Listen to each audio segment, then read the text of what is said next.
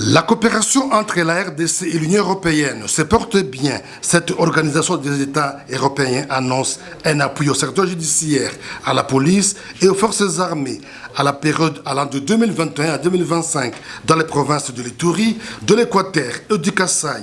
Objectif, contribuer à la restauration de l'autorité de l'État. Un montant de 55 millions d'euros est déjà disponible pour cette fin. Un bureau d'assistance technique pour la mise en œuvre de ces programmes sera installé à Bougnan dans les tout prochains jours, a promis l'ambassadeur de l'Union européenne en RDC, Jean-Marc Chantegny, au cours d'un tête-à-tête avec le gouverneur militaire de l'Ituri. Concrètement, d'un certain nombre de programmes que nous souhaitons mettre ici en place pour accompagner le rétablissement de l'autorité de l'État en Ituri.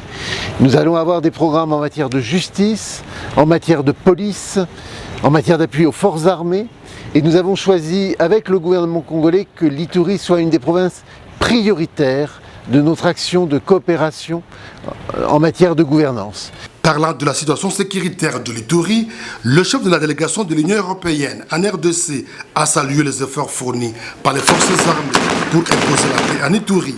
C'est une province qui est affectée par des groupes armés avec beaucoup de victimes et c'est pour moi l'occasion de marquer la solidarité de l'Union européenne, des peuples européens avec le peuple congolais, avec le peuple iturien qui fait face à ces atrocités.